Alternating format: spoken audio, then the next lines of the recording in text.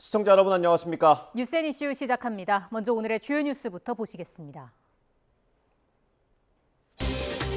서해안과 제주도에 내려졌던 대설특보는 대부분 해제됐지만 전국에 강추위까지 이어지면서 곳곳에서 한파 피해가 잇따랐습니다. 전북 일부 학교는 휴교 조치가 내려졌고 광주 지역 학교는 등교 시간을 1시간 늦췄습니다. 이태원 참사 국정조사 특별위원회가 모레 참사 현장 등에 대한 현장 조사를 시작으로 본격적인 조사 일정에 돌입합니다. 민주당과 정의당 등 야3당은 오전 특위 전체 회의를 열고 안건을 의결했고 여당 소속 국조특위위원들은 합의라고 반발하며 불참했습니다. 북한이 어제 서해 위성 발사장에서 정찰 위성 개발을 위한 최종 단계 중요 시험을 했다고 주장했습니다. 내년 4월까지 군사정찰 위성 1호기 준비를 끝낼 거라고도 밝혀서 상반기 중에 시험 발사에 나설 가능성이 제기됩니다. 정부가 역대 최고폭인 유류세 인하폭 37%를 내년 4월까지 유지하기로 했습니다. 휘발유는 국내 가격이 안정적인 점을 고려해 25%로 인하폭을 축소하기로 했습니다. 코로나19 겨울철 재유행 증가세가 이어지는 가운데 위중증 환자가 이틀 연속 500명대를 기록했습니다. 방역당국은 고령층의 이가 백신 접종을 독려하면서 실내 마스크 의무를 2단계에 걸쳐 완화하는 방안을 유력하게 검토하고 있습니다. 아르헨티나가 승부차기까지 가는 접전 끝에 프랑스를 누르고 36년 만에 월드컵 정상에 올랐습니다. 결승전에서 2골을 넣는 활약을 펼친 리오넬 메시가 생애 첫 월드컵 우승을 달성하며 최우수 선수상인 골든볼을 받았습니다.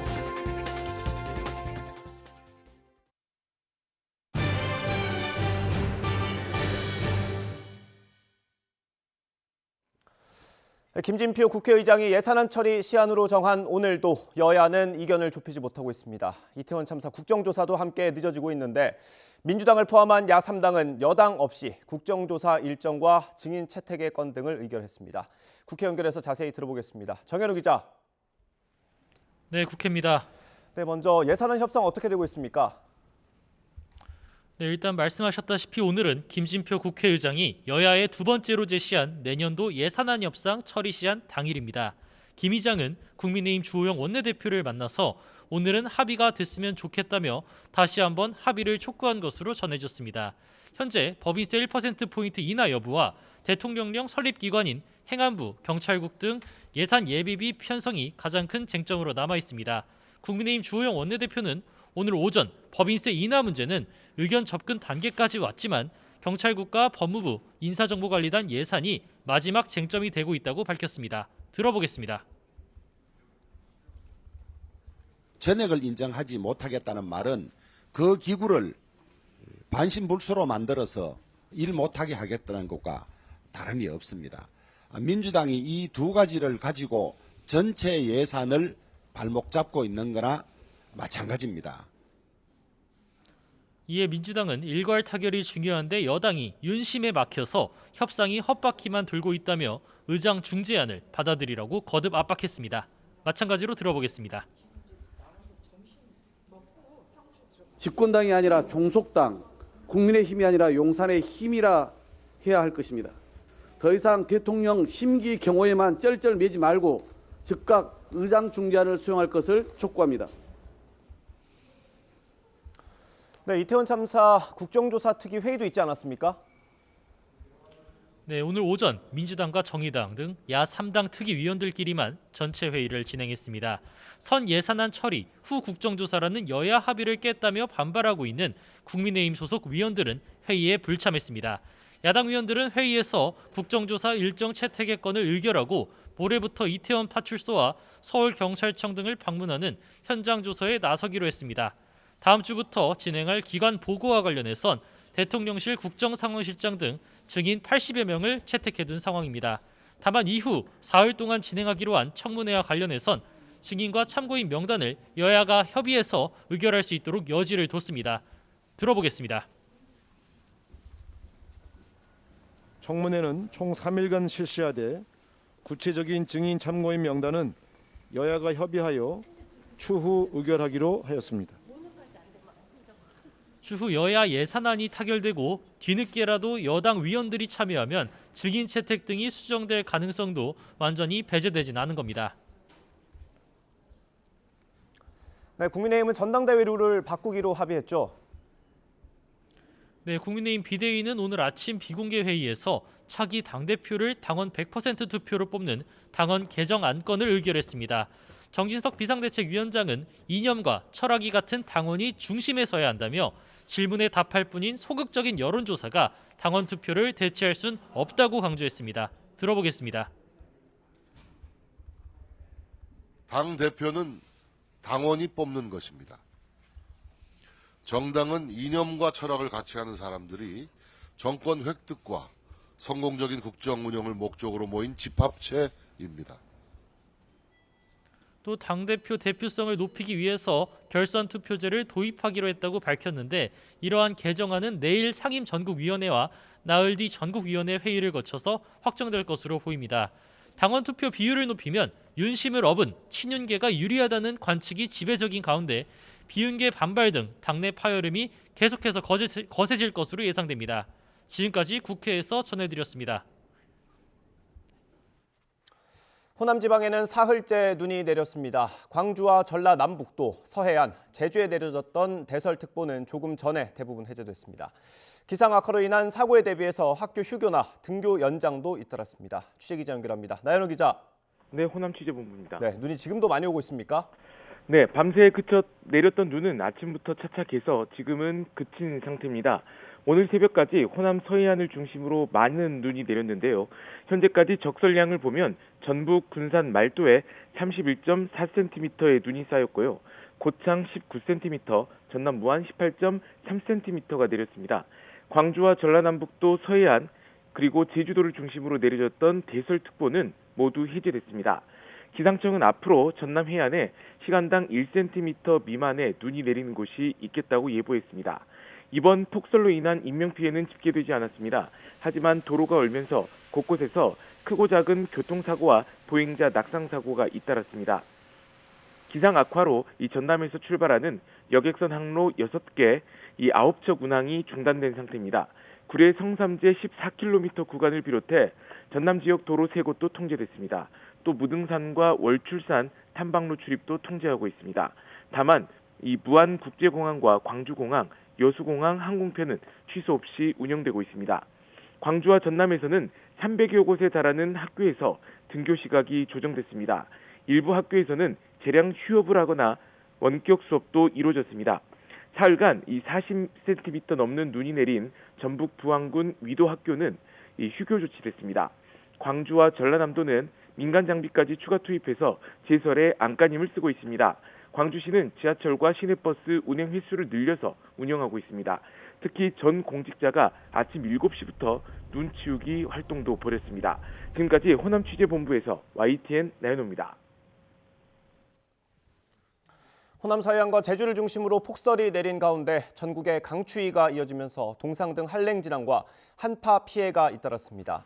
행정안전부 중앙재난안전대책본부는 오늘 오전 11시를 기준으로 한랭 질환자가 12명 발생했다고 밝혔습니다.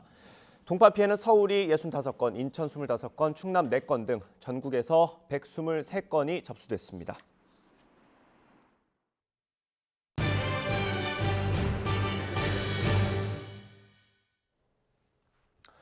정부가 휘발유를 제외한 유류세 인하폭 37%를 내년에도 유지하기로 했습니다. 휘발유는 국내 가격이 안정적인 점을 고려해서 25%로 인하폭을 축소합니다. 취재기자 연결해서 자세히 들어보겠습니다. 이영원 기자. 네, 경제부입니다. 네, 유류세 인하 조치가 연장되는 겁니까? 네, 정부가 유류세 인하 조치를 내년에도 유지하기로 했습니다. 지난 2021년 11월 20%로 시작한 인하 조치는 지난 7월 37%로 역대 최대폭을 기록했는데요. 한시적 조치로 올해 종료 예정이었지만 내년 4월 30일까지 넉 달 연장하기로 한 겁니다. 정부는 최근 유가 동향과 물가 상황, 국민 유류비 부담 수준을 종합적으로 고려해 이같이 결정했다고 밝혔습니다. 다만 휘발유는 인하폭이 현행 37%에서 25%로 줄어듭니다. 리터당 인하 가격으로 보면 기존에는 304원이었지만 내년부터는 205원으로 줄어듭니다. 당장 내년 1월 1일부터 휘발유를 살 때 붙는 유류세가 지금보다 올라가면서 가격이 높아질 수 있는 겁니다. 정부는 국내 휘발유 가격이 경유 등과 비교해 안정세를 보이는 점을 고려해 인하폭을 줄였다고 설명했습니다. 휘발유 유류세가 환원되면서 가격 인상을 이용한 사재기를 막기 위한 조치도 시행됩니다. 정부는 이달 한시적으로 휘발유 반출량을 제한하고 정당한 사유 없이 판매를 피하는 행위를 금지하기로 했습니다. 이를 위반하면 3년 이하의 징역이나 1억 원 이하 벌금을 받을 수 있습니다. 네, 승용차나 발전연료 개별 소비세 인하도 계속되는 거죠? 네, 올해 종료 예정이었던 승용차 개별 소비세 감면 조치도 6개월 연장됩니다. 현재 30% 감면 조치를 내년에도 받을 수 있는 건데요. 가격 부담을 줄여 소비를 늘리는 한편 기존 인하 기간에 구매 계약을 체결한 소비자가 차량 출고 지연으로 혜택을 받지 못하는 점이 고려됐습니다. 이와 함께 LNG 등 발전연료 개별 소비세 인하도 연장됩니다.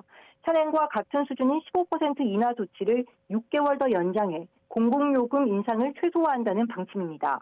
지금까지 경제부에서 전해드렸습니다.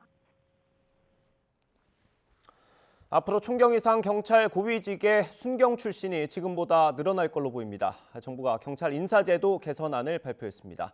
자세한 내용 취재기자 연결해서 들어보겠습니다. 차유정 기자. 네, 전국부입니다. 네, 경찰 인사제도 어떻게 바뀌는 겁니까? 네, 먼저 현재 순경에서 경무관까지 승진에 필요한 최소 근무 연수가 16년인데 이를 5년 단축합니다. 계장 팀장을 맡을 수 있는 경감이 되기까지의 최저 근무 연수도 각각 1년으로 단축됩니다. 행안부는 일반 순경도 빨리 간부로 승진할 수 있을 것으로 보고 있습니다. 특정 계급만 임용하던 직위에 다른 계급도 앉힐 수 있는 복수직급제도 도입합니다. 총경급이 대상으로 경정만 맡던 자리를 경정 외 총경도 맡을 수 있게 하는 겁니다. 예를 들면 현재 경정부직인 상황팀장을 총경급도 맡을 수 있습니다. 이렇게 되면 총경 승진자가 대거 늘어날 것으로 보입니다. 행안부는 이를 통해 순경 입직자의 총경 이상 상위직 진입이 증대될 것으로 보고 있습니다.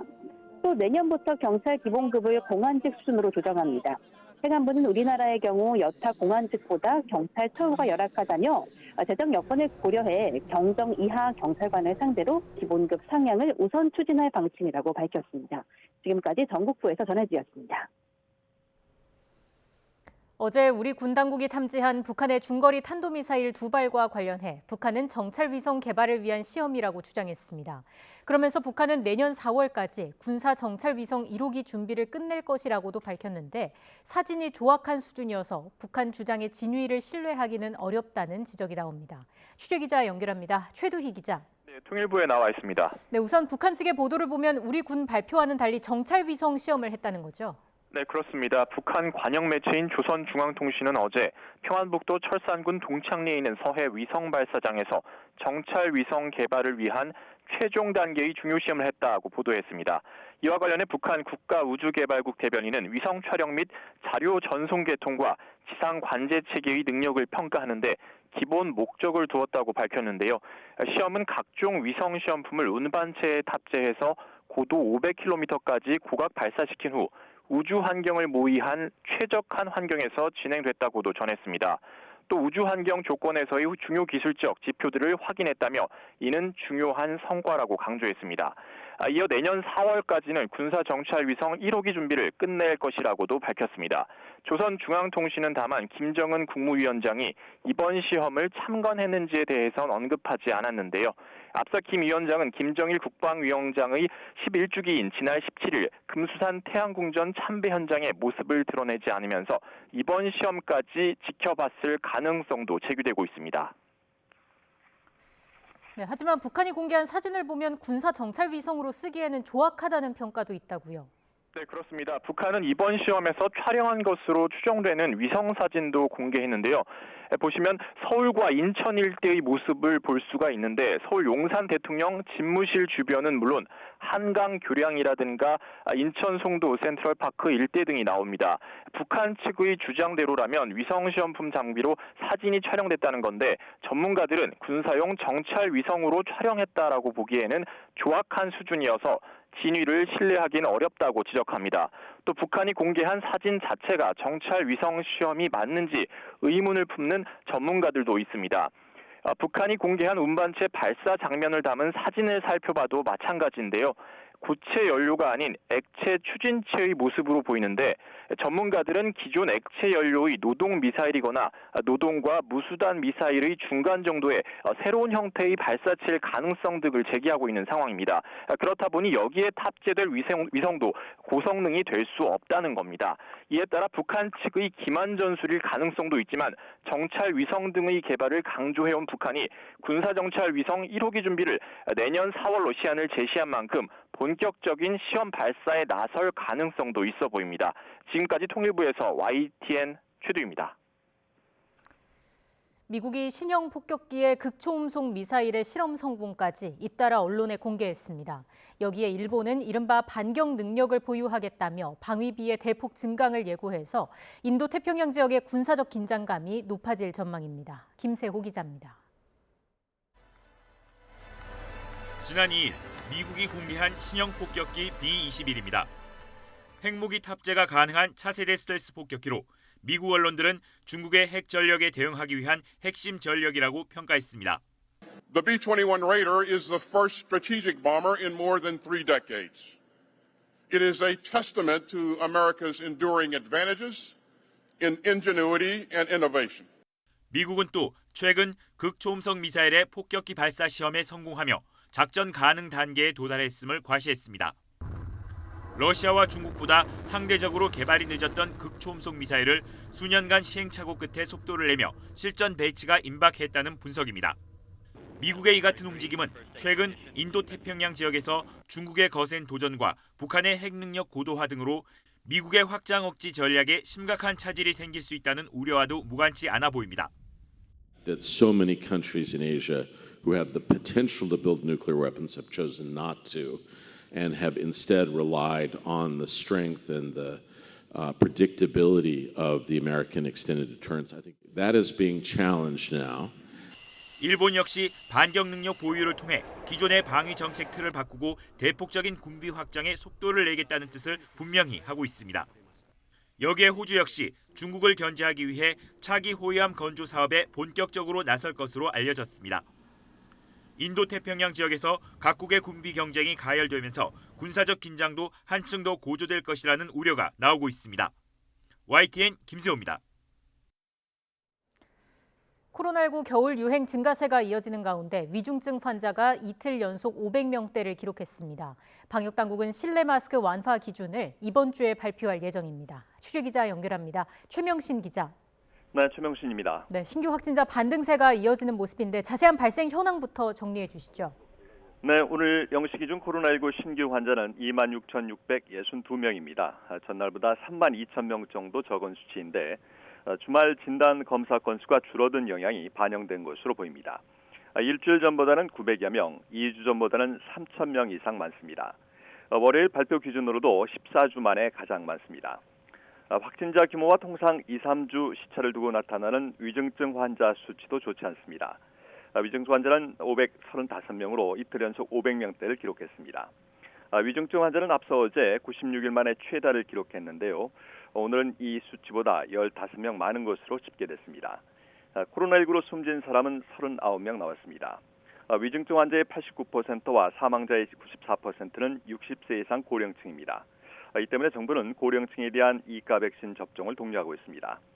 그동안 BA1 기반 2가 백신과 달리 BA45 기반은 화이자 백신만 있었는데요. 이제 모더나 것도 추가됐습니다.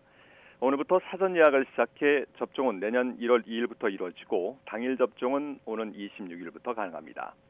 정기석 코로나19 특별대응단장은 현재 코로나19 면역력을 가진 인구가 2천만 명 정도일 것으로 추정했습니다. 정 단장은 적극적인 계량 백신 접종 동료 등으로 예상보다 많은 인구가 면역력을 갖게 됐다며 현재까지는 우리 의료체계가 감당 가능한 수준으로 유행이 지속되고 있다고 설명했습니다. 하지만 고위험군 가운데 면역을 확보한 비율이 51.7%로 절반 수준에 불과하다고 지적하고 계량 백신 접종 목표를 달성하면 면역력이 75%로 오를 것으로 예상했습니다. 자, 실내 마스크 해제 시기에 대해서도 관심이 큽니다. 정부가 이번 주에 완화 기준을 발표할 예정이라고요? 네, 정부는 오늘 국가감염병 위기 대응 자문위원회를 열어서 전문가 의견을 수렴한 뒤 23일 중대본 회의에서 조정안을 발표할 예정입니다. 실내 마스크 해제는 2단계에 걸쳐 완화하는 방안이 유력하게 검토되고 있습니다. 일부 시설을 제외하고 실내 마스크 착용을 의무에서 권고로 조정한 뒤 다시 모든 시설에서 전면 해제하는 방식입니다. 1단계에서 마스크 착용 의무를 남겨두는 시설로는 의료기관과 대중교통 등이 거론됩니다. 정부는 유행 추세와 중환자 숫자, 백신 접종률, 그리고 의료 현장 여건 등을 종합적으로 고려해 최종 결정한다는 계획입니다. 지금까지 사회부에서 YTN 최명신입니다.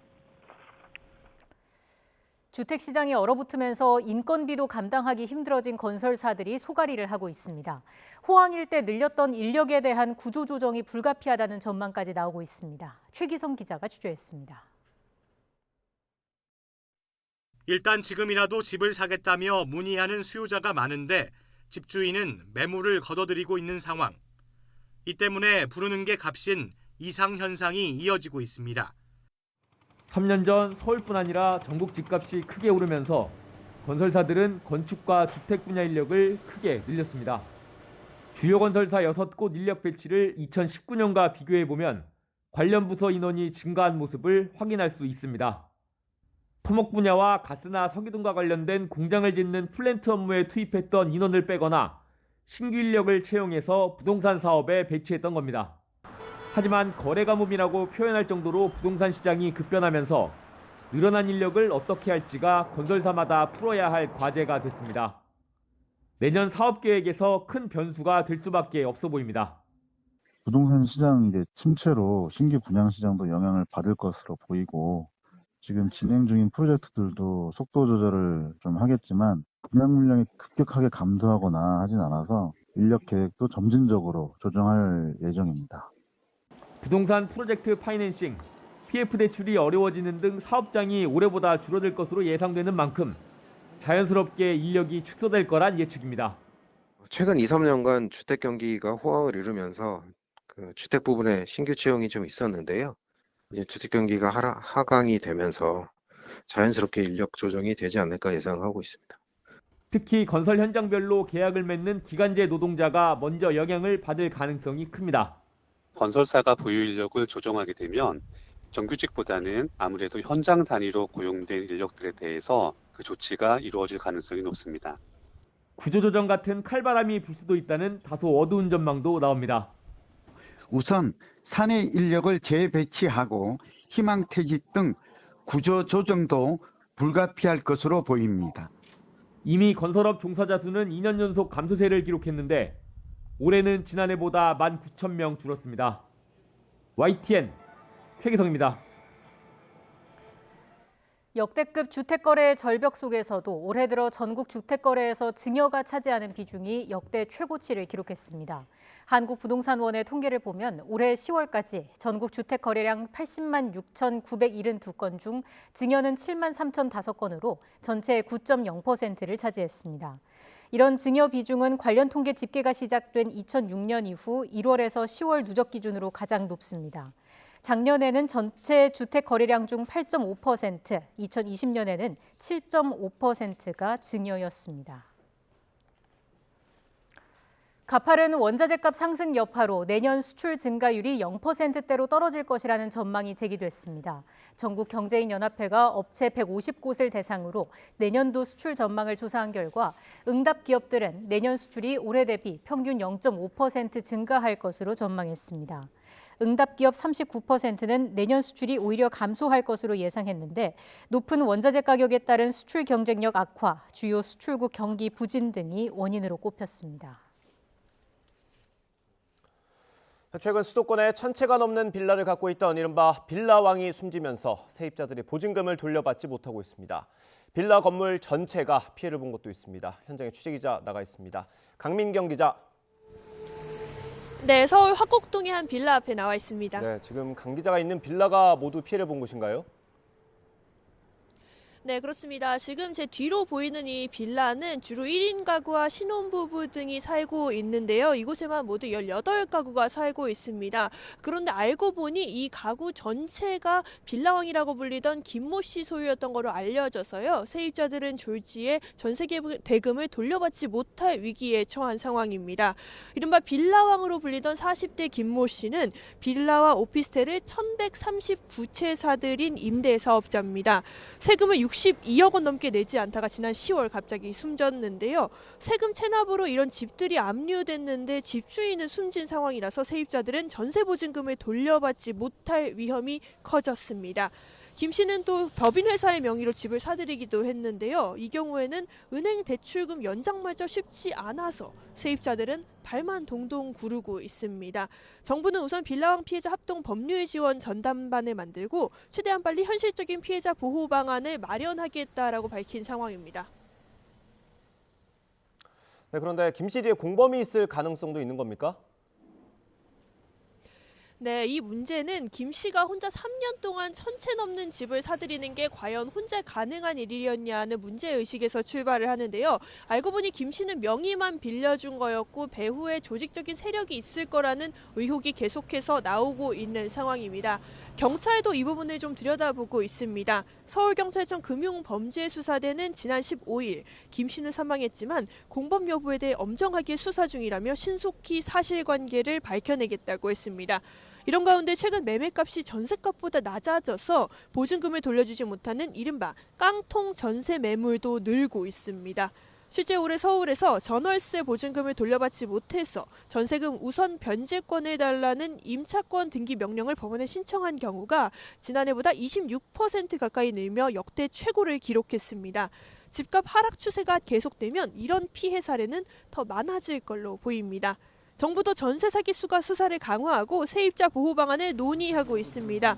그러나 국민 상당수의 목돈과 대출 상황이 얽힌 만큼 더 근본적인 대책을 마련해야 한다는 지적이 나오고 있습니다. 지금까지 서울 강서구의 한 빌라 앞에서 YTN 강민경입니다.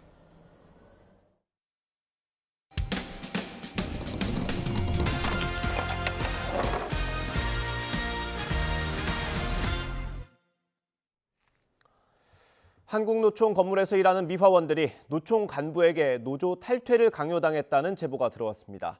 다른 곳도 아닌 한국노총 안에서 제기된 주장이라 파장이 큰데 당사자로 지목된 노총 간부는 이 의혹을 부인하고 있습니다. 제보는 Y 이준엽 기자의 보도입니다. 한국노총 건물을 청소하는 미화원들은 지난해 서울 여의도 노총 건물에 들어온 뒤 17년 만에 처음으로 노조에 가입했습니다. 한국노총 산하에 있는 노조였습니다. 주변 건물들에서는 미화원들에게 주는 점심값을 자신들도 받아보고 최저임금 수준이던 급여도 조금이나마 올려보자는 상식적인 수준에서 시작됐습니다. 복지가 안 돼 있어요. 복지가 안 돼 있고 최저임금만 받고 있어요. 그래서 우리는 노조로 들으면은 그래도 뭐 10대비가 나온다. 그래갖고 이제 그거라도 찾아보자. 이제 그래갖고 노조를 시작하게 됐어요. 그런데 지난 8월 노총 부본부장 B 씨가 여성 미화원 휴게실을 방문해 노골적인 탈퇴 요구를 했다고 조합원이던 미화원들은 입을 모읍니다. 부본부장이 들어오자마자 노조 부총무이던 이모 씨를 콕 집어 여러 차례 녹취하세요라고 외치더니 조합 탈퇴를 요구했다는 겁니다. 탈퇴하지 않으면 창문 청소를 시키거나 퇴근 시간을 늦추는 등 계약서대로 더 철저하게 할 것이고 탈퇴하면 그러지 않겠다고 말했다고 덧붙였습니다. 뭘 알고 가입하느냐거나 조합원비로 돈을 낭비하지 말고 맛있는 거 사 먹으라는 모욕적인 말도 뒤따랐다고 주장했습니다. 저거보다 설치지 말고 그냥 얌전히 하다가 있을 때까지만 있으라고. 설치지 말고 말 이것저것 하다가도 또 녹음하세요. 핸드폰 들으니까 누구한테도 또 녹음하세요. 부본부장은 YTN 취재진을 만나 계약서대로 철저히 하자고 말했을 뿐 노조 탈퇴 강요는 하지 않았다며 의혹을 부인했습니다. 노동자 폐라만 하고 그거 한 적은 난 하나도 없어요. 노동자 폐라. 내가 노동자를 갖다가 맘대로 돌아다니는 사람인데. 그러나 며칠 뒤에는 확약이 필요하다면서 전원 서명까지 받아갔고 이 때문에 노조를 탈퇴했다는 게 미화원들 주장입니다. 부총무 이 씨는 극심한 스트레스에 쓰러지기까지 했고 지난달 결국 퇴사했습니다. 이미 탈퇴시킨 거예요. 앞에 일 다 따라서 서류를 다 자기네들 준비해가지고 사인하라고. 그게 탈퇴하는 거지 뭐예요 그게. 미화원들은 한국노총 산하재단에 고용돼 있지만 부본부장은 재단이 아닌 별도 본부 소속입니다. 퇴사한 이 씨는 대통령실 국민제안에 민원을 접수해 대검찰청에서 심사 중입니다. 한국노총은 상황을 인지하고 있다며 관련 수사가 진행되면 성실히 임하고 문제가 발견되면 조치하겠다는 입장입니다. 한국 최대 노동조합 총연합회 간부가 정작 소속 미화원들에게는 노조를 하지 말라고 강요했다는 의혹에 대해 이 씨는 법적인 대응에도 나설 계획입니다. YTN 이준엽입니다. 북극 한파 벌써 일주일째 이어지고 있습니다. 추위와 폭설로 인한 피해도 속출하고 있는데요. 한파가 절정을 이뤘던 어제 못지않은 추위가 오늘도 이어집니다. 영하 12도에서 시작했던 서울 기온은 한낮에도 영하 3도에 머물면서 무척이나 춥겠습니다. 서해안과 제주도에 쏟아지던 눈은 지금은 대부분 잦아든 상황입니다. 눈구름도 약해진 모습을 볼 수 있는데요. 대설특보도 모두 해제됐지만 서해안과 제주 산간에는 산발적으로 1에서 3cm의 눈이 더 내릴 것으로 보입니다. 오늘 낮 기온 살펴보겠습니다. 서울 영하 3도, 대전 1도, 대구 3도, 울산 4도로 중부는 종일 영하권 보이겠지만 남부는 기온이 영상으로 오릅니다. 하지만 체감온도는 여전히 영하권에 머물겠습니다. 강추위는 내일 아침까지 이어진 뒤 낮부터 풀리겠고요. 이어 모레까지 잠시 주춤하다가 다시 맹추위가 찾아옵니다. 수요일에는 또 한 차례 전국에 비와 눈이 오겠고요. 목요일부터 주말까지 서해안에는 다시 눈이 이어집니다. 날씨였습니다.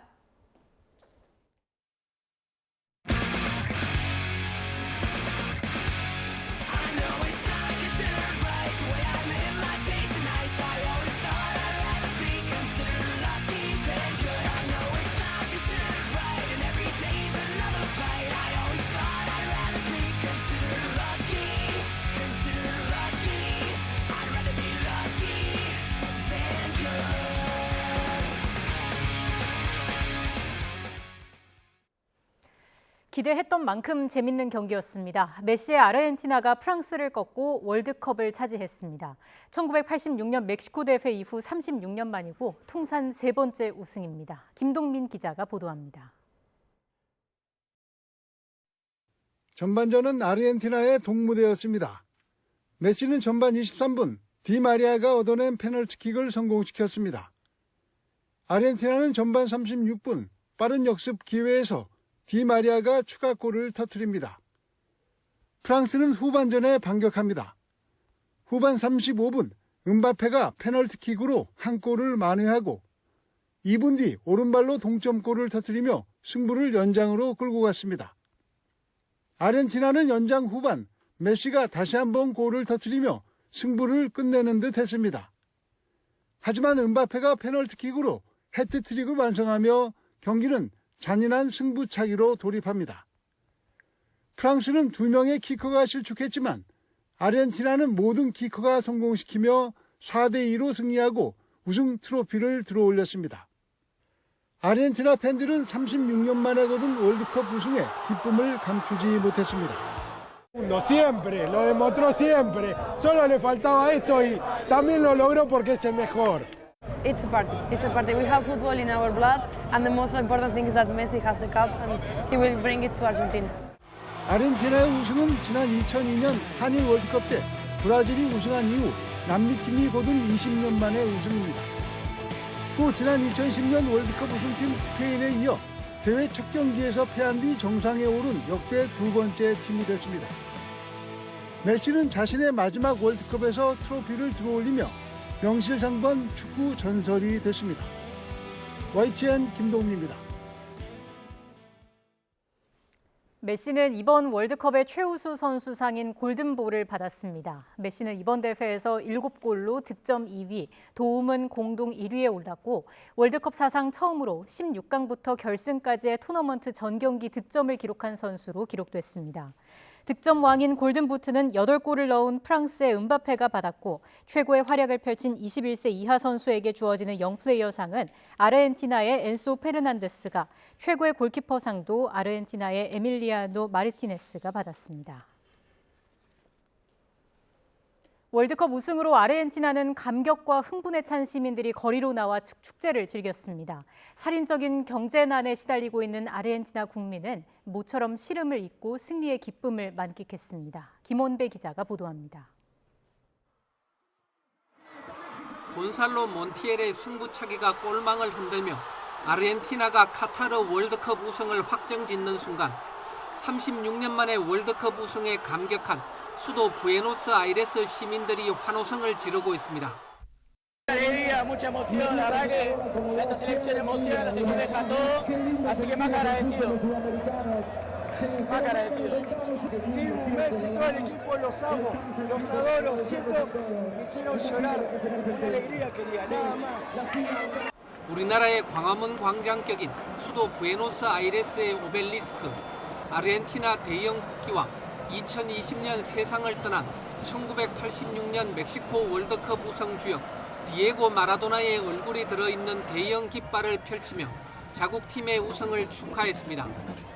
이번 월드컵 우승은 살인적인 경제난에 시달리는 아르헨티나 국민에게 잠시나마 현실을 잊게 해주는 진통제 역할을 할 것으로 보입니다. 아르헨티나에서는 치솟은 물가와 경기 침체로 전체 인구의 43%가 빈곤층으로 전락했습니다. 올 한 해 물가 상승률은 100%에 달할 것으로 전망되고 있습니다. Lo podemos haber ganado cómodamente, pero nos toca sufrir como siempre, pero cuando se sufre se disfruta más. Así vamos Argentina, carajo. ¡Vamos! 아르헨티나 축구 대표팀은 주장 리오넬 메시가 우승컵을 들고 아르헨티나에 도착할 예정입니다. 1986년 멕시코 월드컵에서 마라도나가 우승컵을 들고 금이 환영한 지 36년 만으로 아르헨티나의 축제는 당분간 계속될 것으로 보입니다. YTN 김원배입니다. 이번 결승전에 앞서 우크라이나 젤렌스키 대통령이 영상 메시지를 틀어달라고 피파에 요청했지만 거절당했습니다. 너무 정치적이라는 이유였는데 젤렌스키 대통령은 되레 피파가 축구 정신을 상실했다고 비판했습니다. 워싱턴 권준기 특파원입니다. 우크라이나 젤렌스키 대통령이 월드컵 결승전에 앞서 피파에 1분 40초짜리 영상 메시지를 보냈습니다. 아르헨티나와 프랑스의 결승전 시작에 앞서 영상 상영을 요청한 겁니다. 나는 우크라이나인이라는 글씨가 적힌 티셔츠를 입은 젤렌스키는 축구와 달리 전쟁에선 페어플레이로 승부를 가리지 않는다며 평화를 강조했습니다. Different countries and nationalities can decide who is the strongest in the fair play, but not in the playing with fire, on the green playing field and not on the red battlefield. 그러면서 우크라이나의 평화를 되찾기 위한 노력을 지지해달라며 이번 겨울 평화 정상회의 개최를 제안했습니다. Join Global Peace Formula Summit and become a champion of peace. Let's witness the final together and the end of war. Slava Ukraini. 젤렌스키 대통령의 영상 메시지는 월드컵 결승전에 상영되지 못했습니다. CNN은 우크라이나 대통령실이 보낸 성명을 통해 개최국인 카타르는 영상 상영을 지지했지만 피파가 막았다고 보도했습니다. 피파는 해당 영상이 지나치게 정치적이라는 이유로 상영을 거절한 것으로 알려졌지만 정식 논평을 통해 이유를 설명하진 않았습니다. 우크라이나는 영상에서 평화를 호소했을 뿐 어떠한 정치적 주장도 담지 않았다며 피파가 세계인을 하나로 모으는 축구 정신을 상실했다고 비판했습니다. 앞서 젤렌스키 대통령은 2024년 파리올림픽에서 러시아와 벨라루스 선수의 개인 자격 참가도 막아달라고 국제올림픽위원회에 요청했습니다. 워싱턴에서 YTN 권윤기입니다.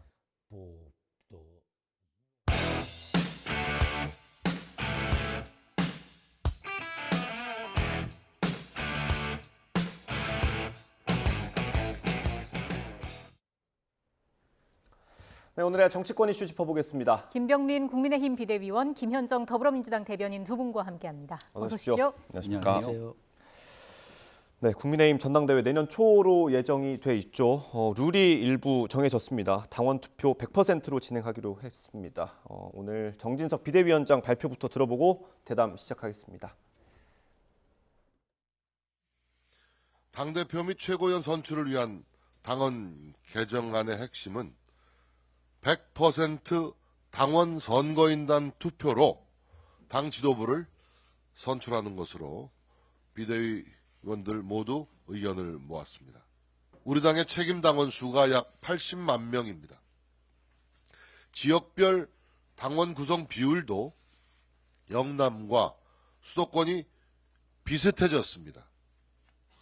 국민의힘은 이제 명실상부한 국민 정당이 된 것입니다. 이러한 변화와 시대 정신에 우리는 부응해야 하고 집권 여당의 단결과 전진을 위한 결단을 내려야 될 때라고 생각합니다. 오늘 회의에도 참석을 하셨고요, 비대위원님. 이 결단의 배경 설명을 좀 해주실까요? 일단은 정진석 위원장이 얘기를 한 것처럼 과거와 다르게 당원 비중들이 상당 부분 늘었습니다. 과거 이준석 전 대표를 뽑았을 때 전당대회에 당원 비중이 30만이 채 안 됐다면 지금은 그럼 80만에 달하는 책임당원 비중들이 늘었고요. 네. 이제 전당대회를 앞두고서 한 100만 정도의 수치들을 목표로 달려가고 있습니다. 여론조사에 대한 기본적인 도입이 과거에 진행됐던 것은 전체적으로 당원들이 미처 수집하지 못하는 전체 민심들을 고려하기 위함인데 최근에 있는 여론조사의 수집이라는 게 응답률이 매우 저조하고 이 저조한 응답률에서 들어오게 되는 수치들을 확인했을 때 국민의힘을 지지하지 않고 민주당을 지지하는 입장에서의 역선택 가능성을 또 배제하기가 굉장히 어려운 상황입니다. 예. 그런 방식이라면 오히려 한 100만에 달할 정도의 당원들에게 당 대표를 선출하는 과정에서 직접적인 투표로 묻는 것이 온당하다. 이런 의견들이 지배적이었던 것 같고요. 과거에는 당원들의 이 투표의 과정 속에서 너무 한쪽 세대에 치중돼 있다. 혹은 한쪽 지역에 치중돼 있다 이런 얘기들이 많았습니다. 네. 대표적으로 좀 고령층, 영남 지역이 치중돼 있는 것 아니냐라는 분석이었는데 숫자만 늘어났을 뿐 아니라 20대, 30대, 40대의 비중들이 상당 부분 늘어났고요. 이 20, 30, 40에 대한 비중이 30%가 훌쩍 넘게 되고 예. 지역별로 보더라도 영남권과 수도권의 비중이 거의 비슷하게 나올 정도의 전국적인 지표들이 달성된 바 이번에는 한번 전체적으로 한 100만에 가까운 당원들이 직접 투표를 통해서 당원들이 직접 당대표를 선출하게 되는 방식을 도입하는 데 오늘 최종적으로 결론을 내렸습니다. 예, 앞으로 남은 절차도 간략하게 설명을 해주시죠. 네, 최종적인 의결은 전국위원회를 통해서 결정이 되게 네. 되는데요.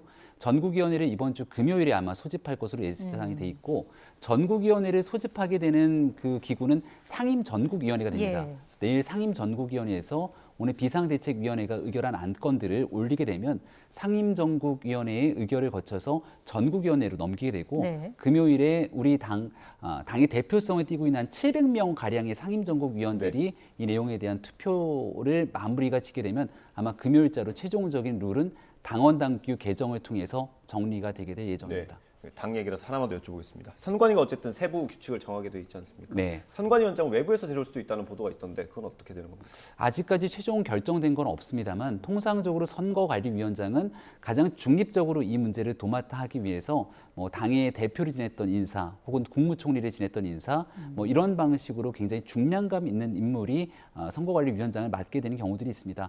아직 사람은 정해지지 않았습니다만은 전체적으로 가장 공정하게 선거를 관리할 수 있는 분을 모색하게 될 거라 생각하고요.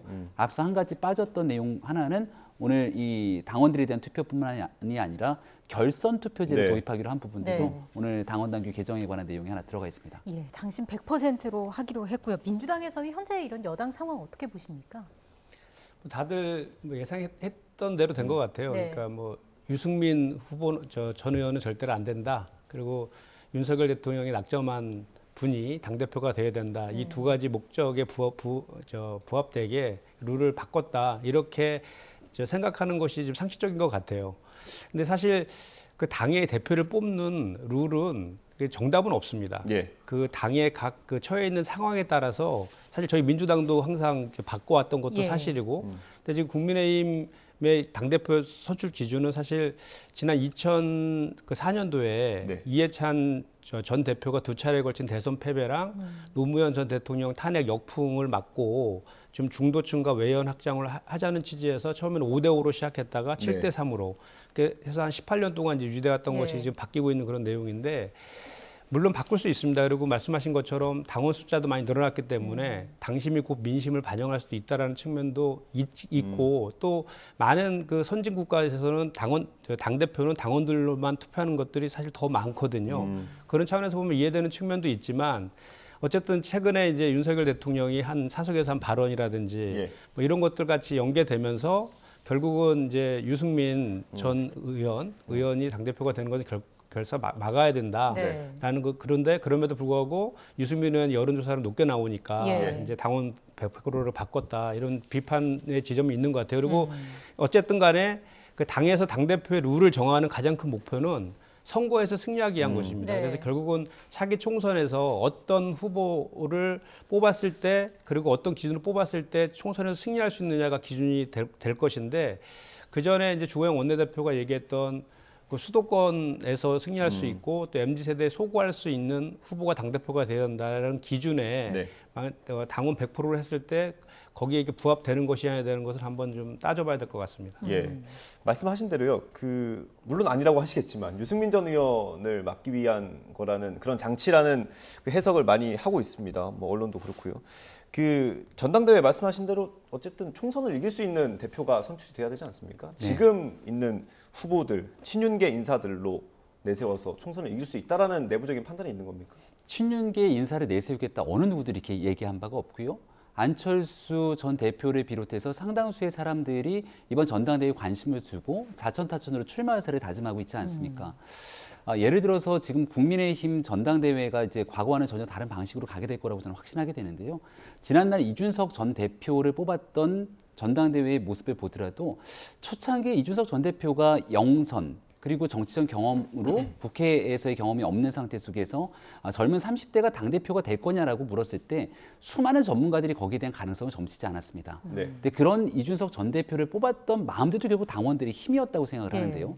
그 당원들의 힘이 모였던 이유는 아주 간단합니다. 이렇게 변화의 가능성을 가장 높게 뒀을 때 국민의힘이 앞으로 있게 되는 대통령 선거에서 우선적인 승리를 점할 수 있겠다는 판단이 섰기 때문이거든요. 그러니까 지금 예를 들어서 당원 비중을 높이게 됐던 일들 속에서 대통령에게 유리하게 누군가의 사람들의 마음을 흔든다. 그렇게 찍으면 누구나 될 것처럼 이야기한다는 건 저는 국민의힘 당원들을 무시하는 발언이라고 생각합니다.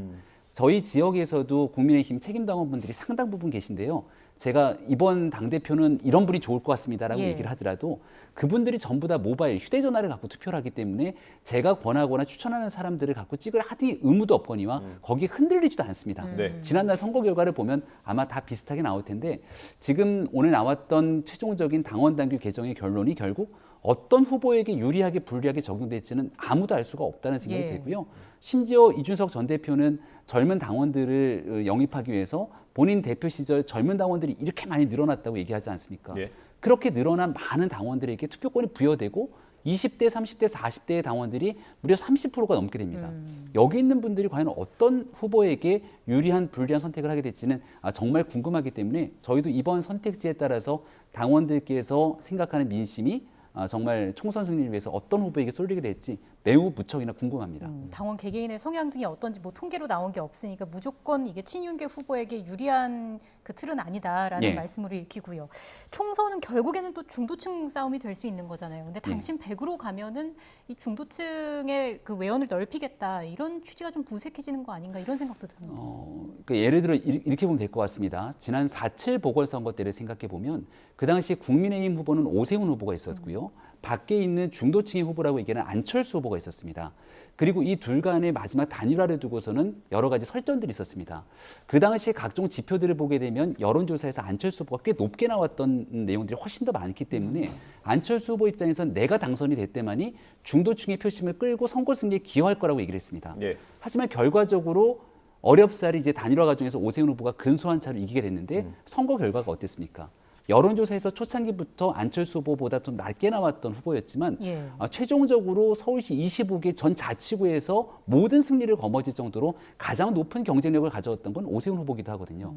중요한 것은 당대표가 되고 나서 어떻게 안정적으로 상황을 관리하고 중도층의 마음을 끌어올 수 있는지에 대한 두 마리 토끼를 다 같이 잡아야 되는데 일부 여론조사에서 조금 높게 나오지만 당에 대한 안정적인 관리에 실패할 경우 결국 총선에서 승리보다는 그 불안정성으로 인해서 패망할 수 있는 가능성들이 높다는 또 다른 분석들도 가능할 겁니다. 지금 나오게 되는 측면에서는 당연히 중도층의 표심을 가져오기 위한 노력은 기본일 것이고요. 거기에 덧붙여서 당이 분열하거나 갈등 관계로서 뭔가 문제를 일으키지 않도록 안정적인 관리까지 함께 할 수 있는 그 후보들이 아마 당심이 움직일 거라고 저는 생각합니다. 이 사안에 있어서만큼은 불구경을 하고 계신 것 같습니다. 저희가 그래픽으로 보여드리고 있는데 저기 후보들 중에 어쨌든 친윤계 의원들은 마지막에 가서는 어쨌든 단일화를 하지 않겠습니까? 그러면 어떻게 마지막까지 구도가 어떻게 될 거라고 보십니까?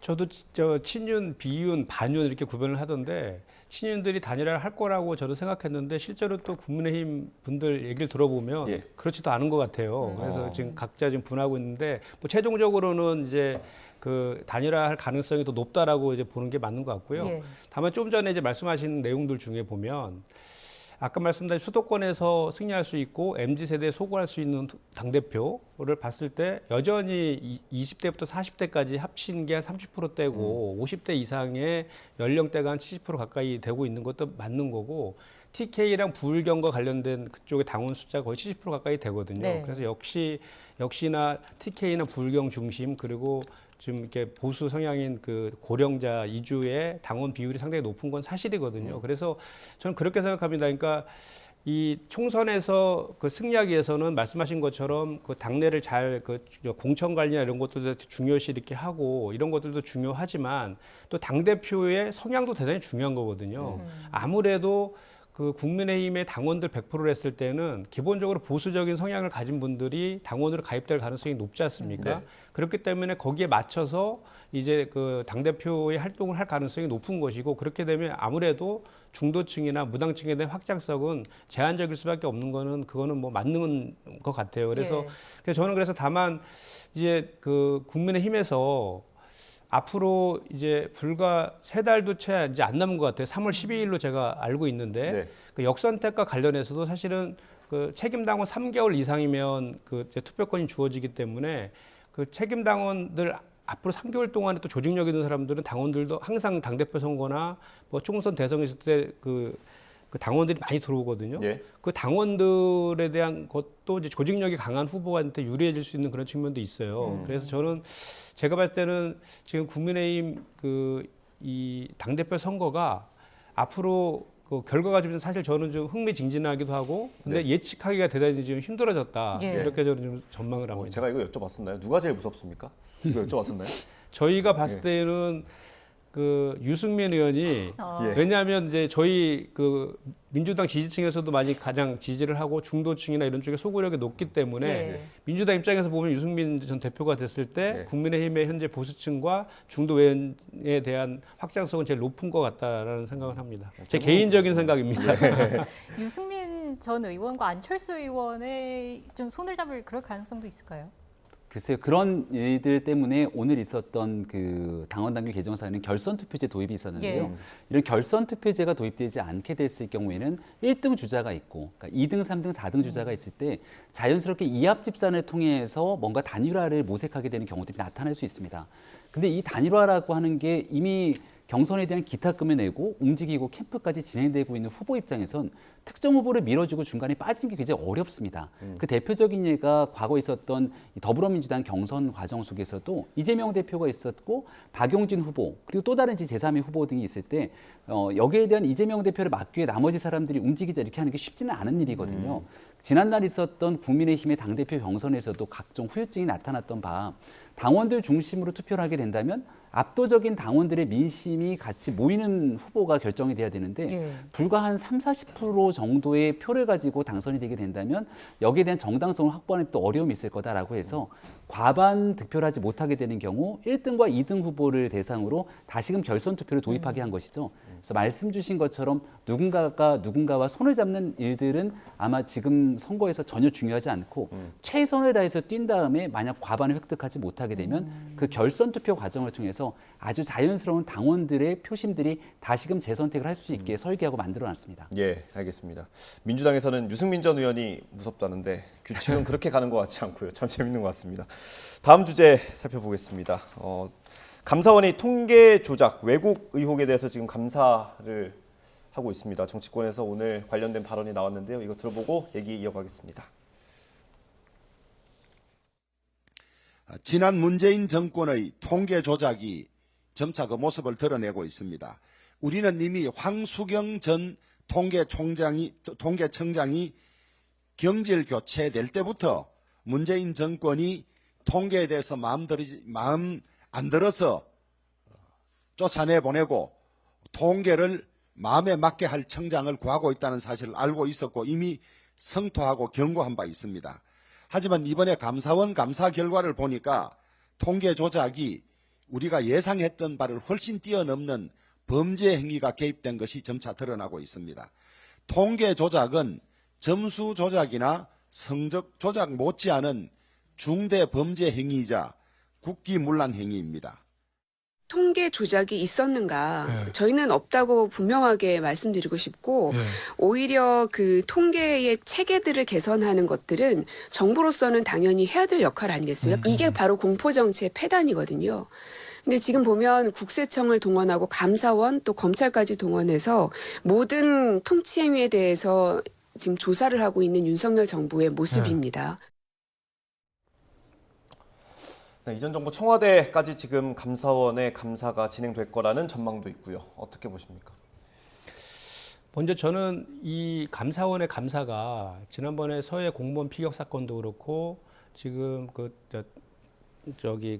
탈북 흉악범 북송 사건도 그렇고 최근에 뭐 풍산개 사건도 그렇고 전 정부와 관련돼서 너무 이제 감사원에서 전 정부를 너무 먼지털이식으로 감사하고 또 수사 의뢰로 이어지는 이런 패턴들이 계속 이어지고 있는데 이번에 그 감사원 통계 감사와 관련해서도 지금 감사 중이잖아요. 감사 중인 내용들이 전혀 사실관계도 확인되지 않은 상태에서 언론에 계속 유출되고 있거든요.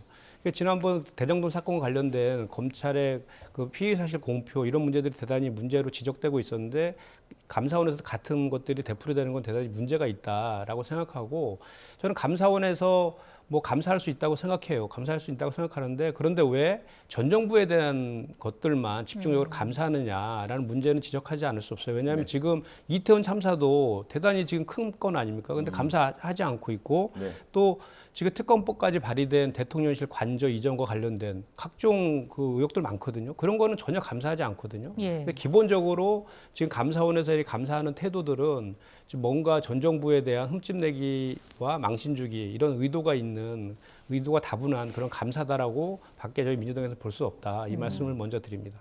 전 정부에 대한 것만 감사하는 것에 대한 문제 제기를 해주셨습니다. 네, 이제 한 윤석열 정부 출범한 지 7개월 정도가 됐는데요.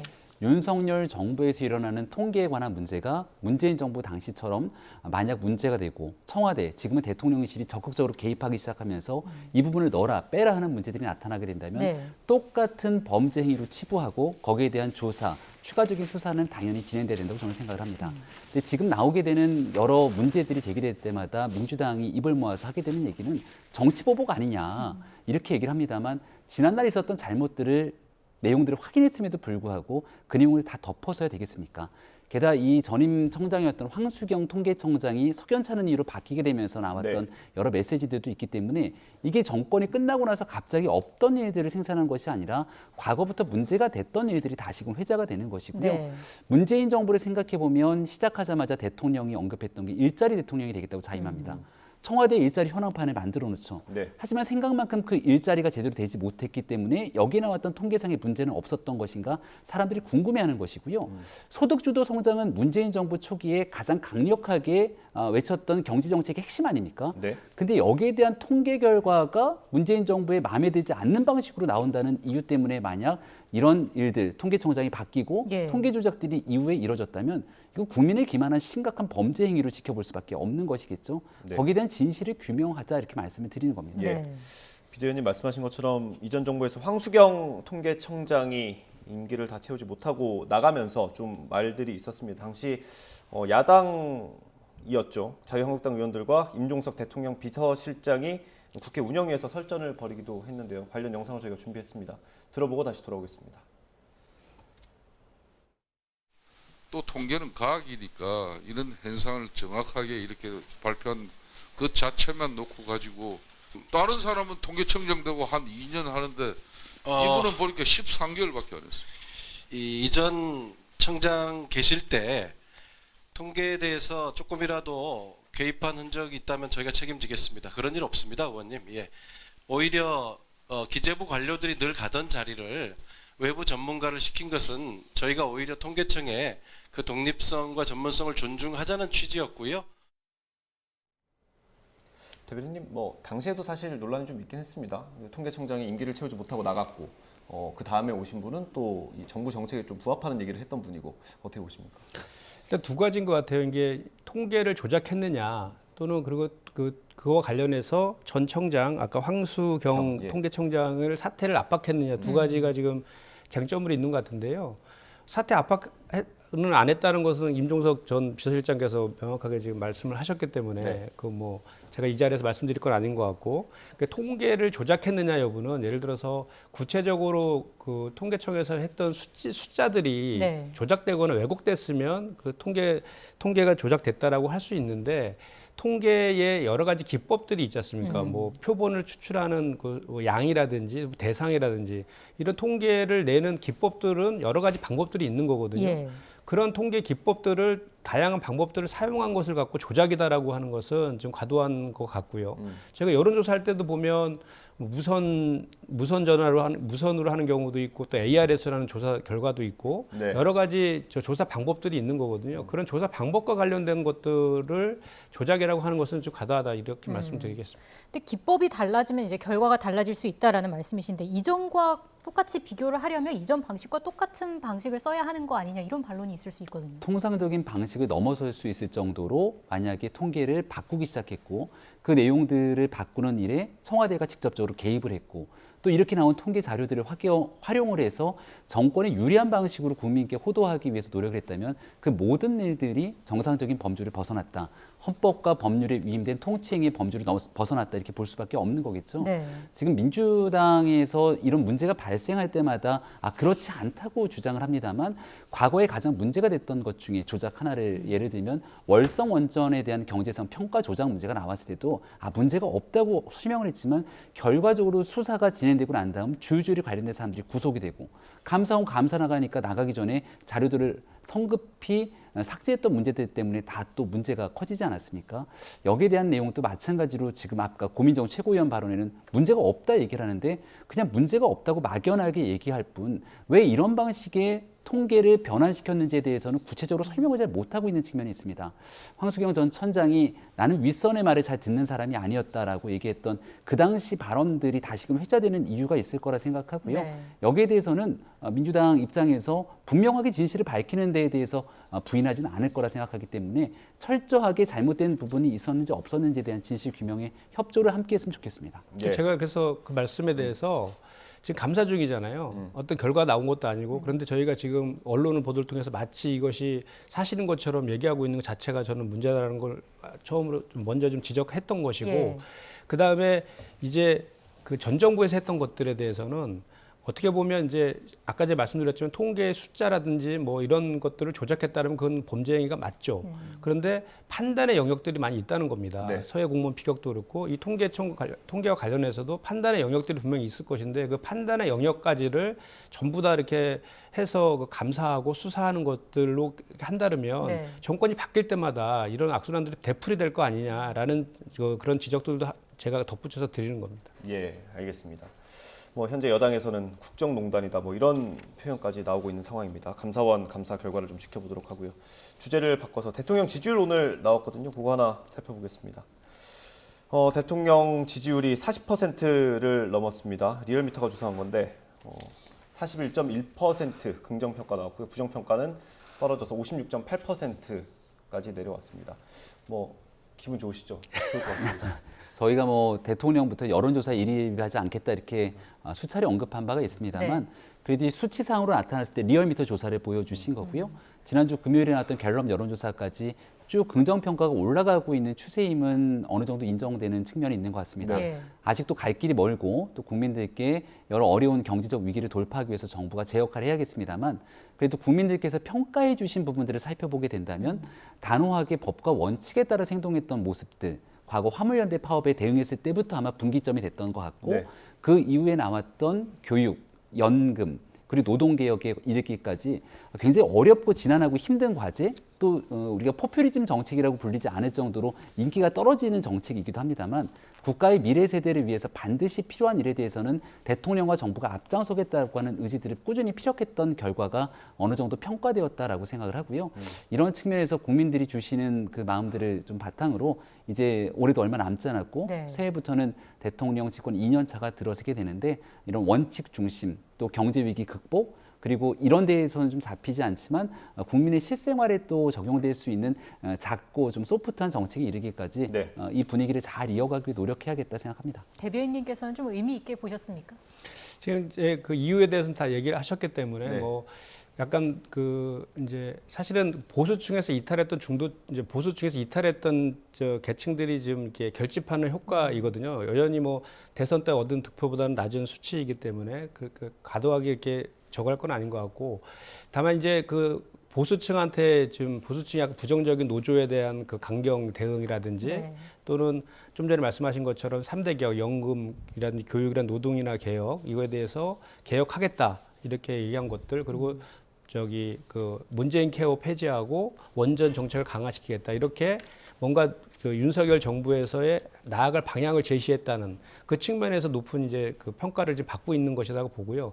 다만 이것이 계속 유지되기 위해서는 일종의 이제 성과를 보여야 될 거 아니겠습니까? 지금 사실 구체적인 강론과 관련된 내용들은 아직 나오지 않거든요. 그 강론을 도출하는 과정에서 또 야당과의 협치도 필요할 것이고 또 법을 통해서 또 실현될 것들이 많기 때문에 그런 협치하는 모습이라든지 또는 그 노조에 대한 그 지금 노동개혁과 관련해서도 근로시간을 장시간 저임금 구조로 바꾸는 과정이거든요. 그리고 또 건강보험 보장성도 지금 후퇴시키는 그런 내용들로 지금 말씀이 이제 되고 있는 거라서 그런 것들이 실제로 구현되고 성과를 어떻게 내느냐에 따라서 지지율이 더 올라갈 것이냐 다시 또 내려갈 것이냐가 정해질 거라고 봅니다. 아픈 얘기를 하나 여쭤봐야 될 것 같습니다. 정당 지지율 저희가 그래픽으로는 준비 못했는데 읽어드릴게요. 민주당은 지난주보다 1.5%포인트 내려서 43.7%고요. 국민의힘은 2.7%포인트가 올랐습니다. 41.4%. 이 오차범위 내긴 한데 많이 좁혀졌습니다. 왜 그런 것 같습니까? 일단 국정지지도랑 정당지지도 약간 연계되는 측면이 있는 것 같아요. 그래서 국민의힘도 이렇게 따라서 이렇게 상승한 그런 측면이 있는 것 같고, 저희 더불어민주당 같은 경우에도 사실은 새로운 정부 출범하고 6개월, 7개월 이내에 역대 야당의 그 지지율 중에는 저희가 가장 제일 높은 수치예요.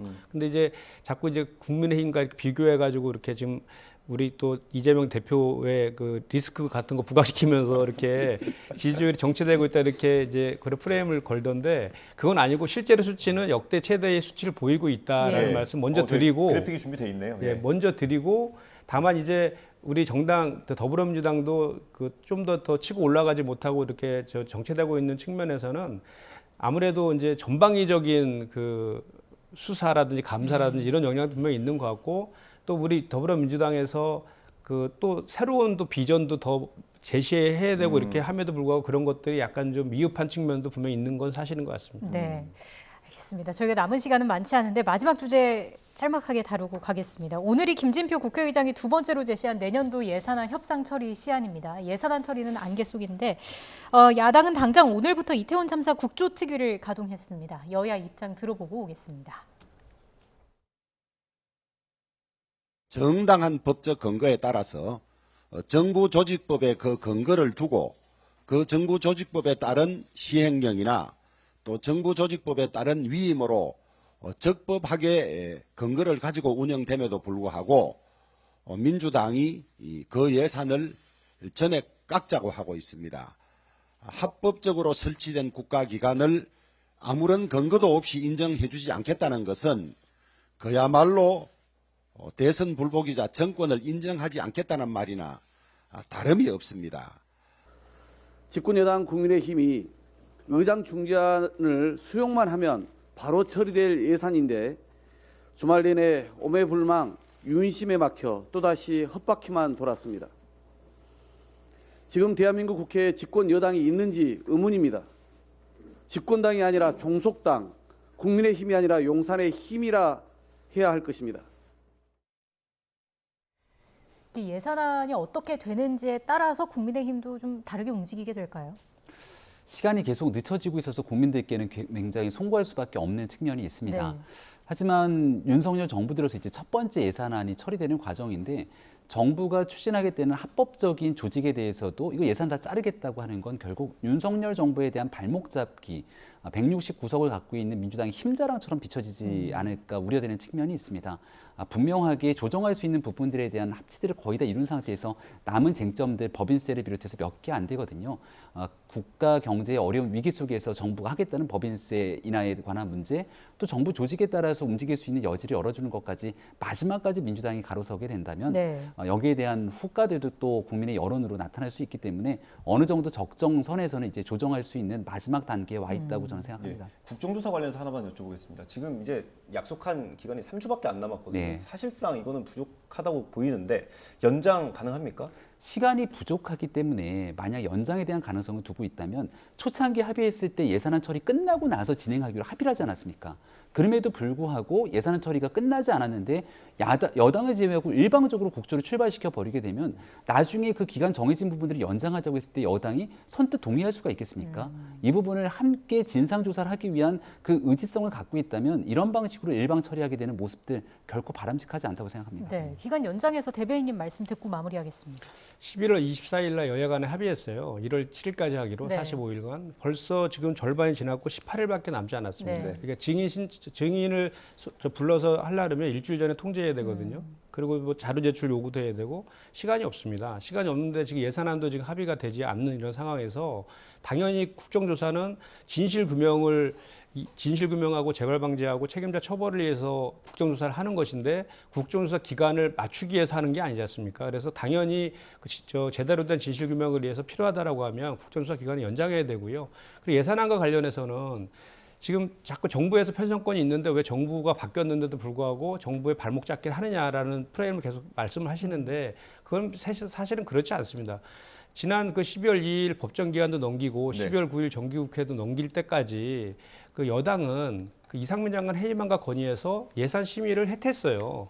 보이콧했거든요. 그리고 나서 15일에 그 의장의 중재안을 낸 이후에도 실제로 그 더불어민주당에서 얘기하고 있는 감액안의 내용은 전체 예산안의 0.7%밖에 되지 않습니다. 99.3%는 이미 정부 예산안대로 다 인정하고 있는 거거든요. 근데 다만 지금 남은 게 법인세 1%하고 중재안이 경찰국과 그 인사정보관리단 그 예산은 예비비로 쓰자. 요게 지금 중재안으로 나와 있는데 이거조차도 여당에서 받지 않는다는 거지 않습니까? 결국은 그 무책임한 정권, 정부와 그 무기력한 여당 때문에 지금 합의가 되고 있지 않다라는 말씀을 드릴 수밖에 없고요. 왜냐하면 그 경찰국과 인사정보관리단과 관련해서는 여당에서는 합법이라고 하지만 정부 여당에서는 야당에서 봤을 때는 이 법안 시행령에 의한 것이다라고 저희는 지금 규정해서 헌재에다가 권한쟁의 심판을 할 예정으로 있는 거 아닙니까? 그렇기 때문에 그 헌재 결정이 날 때까지는 그 예비비를 지출하자 이것이 의장의 중재안인 겁니다. 그래서 그때까지 그렇게 해서 그 판단의 결과에 따라서 본예산으로 추경해서 넘기면 되는 거거든요. 근데 그런 문제까지도 그냥 이거는 합법이다라고 그래서 합법이다라는 것을 더불어민주당 니네가 예산안으로 본예산으로 넣음으로 인해서 인정해라. 라고 하는 것으로밖에 저희한테 받아들여지지 않기 때문에 민주당 입장에서는 쉬운 결정을 할 수 있는 내용은 아니다 이 말씀을 드립니다. 어쨌든 뭐 시간은 계속해서 흐르고 있기 때문에요. 국정조사 기간 연장과 관련해서도 계속 좀 기싸움이 이어지지 않을까 싶습니다. 지금까지 김병민 국민의힘 비대위원 그리고 김현정 더불어민주당 대변인 두 분과 함께했습니다. 고맙습니다. 고맙습니다.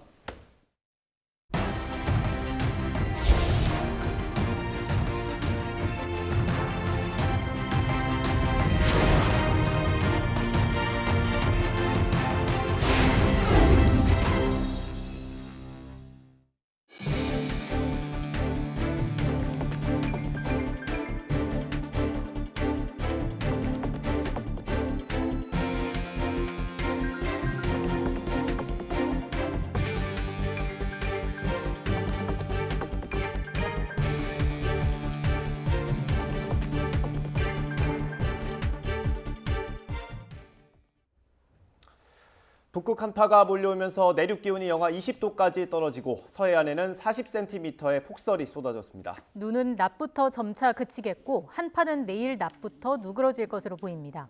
하지만 주 후반에는 다시 강추위가 찾아온다는 예보입니다. 취재기자 연결해서 한파와 눈 전망 알아보겠습니다. 정혜윤 기자. 네, 문화생활과학부입니다. 네, 한파가 벌써 일주일째 이어지고 있습니다. 내일 낮부터는 누그러진다고요? 네, 그렇습니다. 지난주 초부터 이어진 한파는 벌써 일주일째입니다. 기온 변화가 있긴 했지만 서울 기준으로 영하 10도 안팎의 강추위가 계속됐는데요. 특히 일요일인 어제 내륙 기온이 영하 20도, 서울도 영하 12.4도를 기록하면서 한파가 절정을 이뤘습니다. 긴 한파로 수도 계량기 동파 등 시설물 피해도 속출했습니다. 북극 한기가 밀려오며 시작된 이번 한파는 내일 아침까지 이어진 뒤 풀릴 것으로 보입니다. 하지만 목요일부터는 다시 기온이 크게 떨어지면서 이번만큼 강하진 않지만 매서운 한파가 주말까지 기승을 부릴 전망입니다. 네, 한파에 눈까지 겹쳤습니다. 서해안과 제주도에 말 그대로 눈폭탄이 쏟아졌는데 얼마나 많이 왔습니까? 네, 찬 공기가 따뜻한 서해를 지나며 강력한 눈구름을 만들었습니다. 이 때문에 서해안과 제주도를 비롯한 섬 지역에 많은 눈이 집중됐는데요. 적설량을 보면 전북 군산 옥도면 말도리가 39.5cm로 가장 많았고요. 제주 산간 애월에도 33.8cm의 폭설이 내렸습니다. 그 밖에 호남 서해안과 광주에도 20cm 안팎의 많은 눈이 기록됐습니다. 지금은 눈이 약해지면서 서해안의 대설특보는 모두 해제됐지만 앞으로 폭설이 쏟아지진 않겠지만 낮 동안에도 서해안과 제주 산간으로 1에서 3cm의 눈이 더 내릴 전망입니다. 지금까지 문화생활과학부에서 YTN 정혜윤입니다. 정기석 코로나19 특별 대응 단장이 현재 고위험군 가운데 코로나19 면역을 확보한 비율이 절반 수준에 불과하다며 개량 백신 접종률 목표를 달성하면 75%로 오를 거라고 말했습니다. 정기석 단장은 최근 6개월 내 확진자와 숨은 감염자 그리고 4개월 내 예방접종 완료자를 합친 고위험군의 코로나19 면역 확보 비율이 51.7%라고 밝혔습니다. 이는 고위험군의 절반가량은 면역을 확보하지 못했다는 의미로 유행 증가에 따른 위험성이 아직은 높은 편이라고 정 단장은 설명했습니다.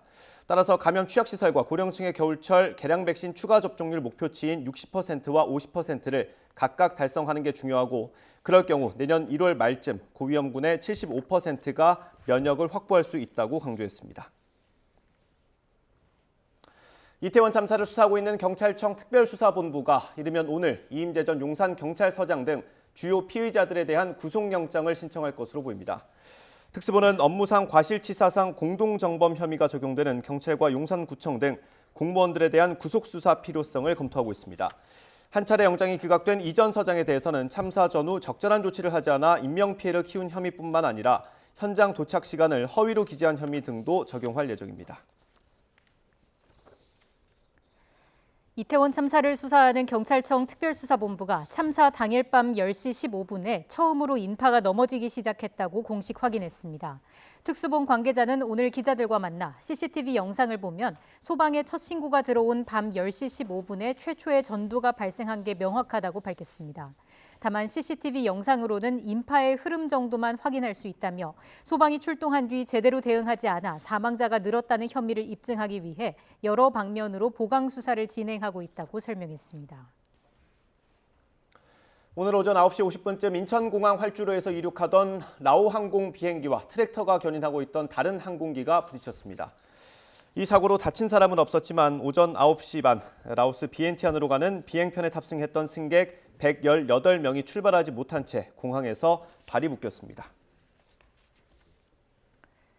전국 장애인 차별철폐연대의 기습 시위로 서울 지하철 1호선 열차 한 대 운행이 중단되고 타고 있던 승객이 모두 하차하는 등 출근길 열차 운행에 차질이 빚어졌습니다.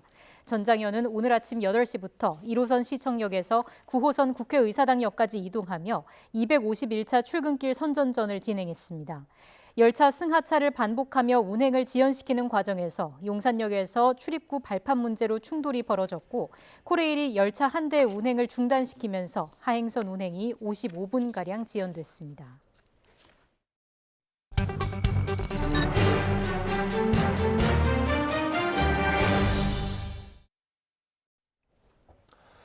무력은 방어할 때만 최소한으로 사용한다는 원칙을 70년 넘게 고수했던 일본이 안보 정책의 틀을 바꿨습니다. 안보 문서에 반경 능력을 보유한다고 명시했는데 미국은 환영했고 중국은 즉각 반발했습니다. 우리나라를 포함한 주변국에 어떤 영향을 미칠지 짚어보겠습니다. 경남대 극동문제연구소 조진구 교수 나와 있습니다. 어서 오십시오. 네, 안녕하십니까? 네, 안녕하십니까? 일단 역사를 알아야 좀 이해가 쉬울 것 같습니다. 일본이 고수했던 전수방위 원칙이라는 게 어떤 겁니까? 예, 그 전수방위 원칙은 전후 일본이 가지고 왔던 그 방위 정책의 기본이라고 할 수 있는데요. 외부의 무력 침략에 대해서 대응할 수 있는 최소한도의 무력만 보유하겠다. 예. 다시 말하면 먼저 공격하지 않고 외부로부터 침략을 받았을 경우에 대해서만 대처하겠다. 이런 원칙이라고 간단하게 말씀드릴 수 있을 것 같아요. 그러니까 이게 방위를 위한 무력만 행사한다. 그렇죠. 좀 억지적인 그러니까 예. 그런 과거에 이제 침략을 했던 그 경험이 있기 때문에 주변 국가들의 우려를 좀 불식시키자 그런 의미도 있고 또 냉전 시대에 보면은 미소 간의 대립도 있었습니다만 미국 입장에서 본다면은 일본 적국이었거든요. 그렇기 때문에 다시 전쟁을 할 수 없는 나라를 만들자 이런 측면도 있었어요. 그래서 평화 헌법에 그런 걸 담아뒀죠. 예. 그거를 70년 넘게 지켜오다가 이번에 반격 능력을 보유한다고 내용을 바꾼 거예요. 예. 자위대에도 많은 변화가 생길 것 같은데 어떻게 바뀌게 될까요?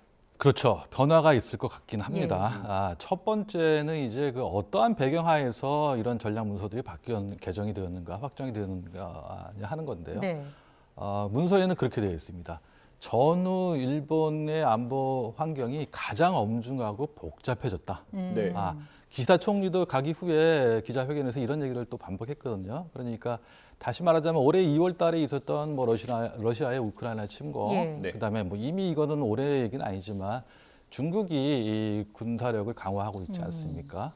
더군다나 최근에 또 북한이 핵과 미사일 능력을 고도화하고 있기 때문에 이러한 그 위협에 대해서 충분히 대처할 수 있는 능력이 있느냐 없느냐 뭐 다양한 시나리오가 있겠지만 기시다 총리는 시뮬레이션을 해봤다고 했어요. 시뮬레이션을 해보니까 자위대의 능력이 충분하지 않더라. 그렇기 때문에 방위력을 좀 강화할 필요가 있다. 이런 말씀을 하셨거든요. 아마 배경에는 일본이 처한 안보 환경이 과거에 비해서 엄중하다.